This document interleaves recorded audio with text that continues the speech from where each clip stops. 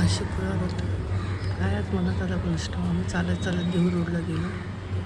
हे घ्या दर्शन ओमनमः देहूचं 5 किलोमीटर जाऊन मंदिरात यायचं होतं. खूप दिवस आम्ही मंदिरात आलो नव्हतो. हे देहू रोडचं मंदिर ओमनमः आणि गणपतीचं लक्ष्मी माताचे खूप छान छान वाटतं इथं आल्यानंतर. थोडंसं तुम्हाला शेअर करते गणपतीला परिसर देहू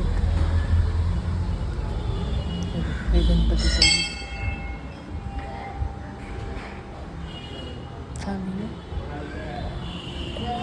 म्हणजे आम्ही किती वाजता निघालो 5-5:30 नाही 5:45 निघालो. चालत गेलो.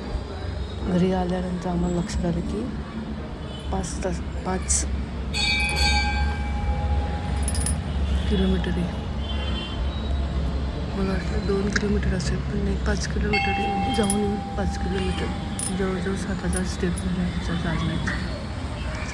7,000च्या वर हा इथला परिसर बघा. इथं महादेवाचं पिंटू इकडे असं मोठं आहे मंदिर.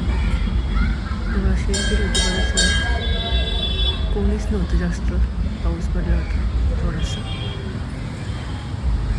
स्वच्छता असतं एकदम छान असतं मंदिर. खूप दिवसांनी आम्ही आलो.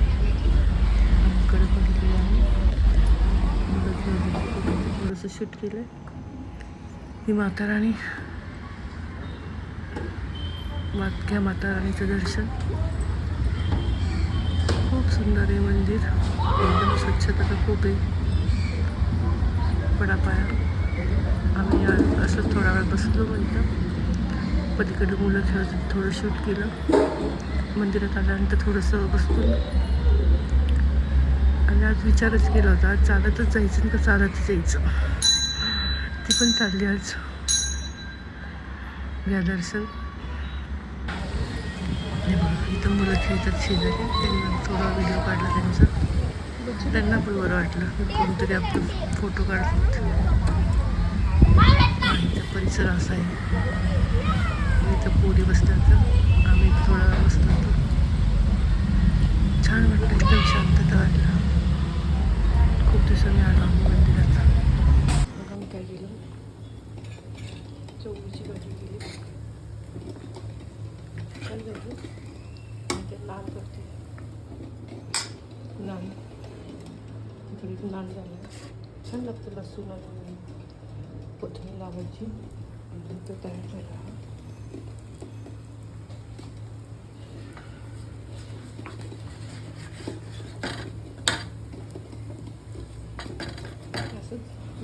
असंच गॅसवर भाजायचं. छान भाजलं. हे आंबे आणले आहेत मग अशी 100 ते 1.5 किलो. खूप दिवस झाले खाल्लेले आंबे. हे नानचं पीठ कसं करलं. 1-2 वाटी गव्हाचं पीठ घेतलं. थोडंसं दही घेतलं 2 चमचे.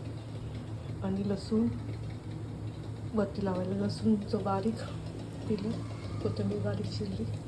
आणि पिठामध्ये दही 2 चमचे, थोडं बेकिंग सोडा, मीठ, साखर आणि पीठ मळून ठेवलं 5 ते 10 मिनटं. आणि नाणी झाली. चला परत भेटू आपण असेच नवीन रेसिपीमध्ये. सगळ्यांना गुड नाईट. हा पसारा माझा इग्नोर करा. स्वयंपाक करताना पसारा होतोच. चला बाय.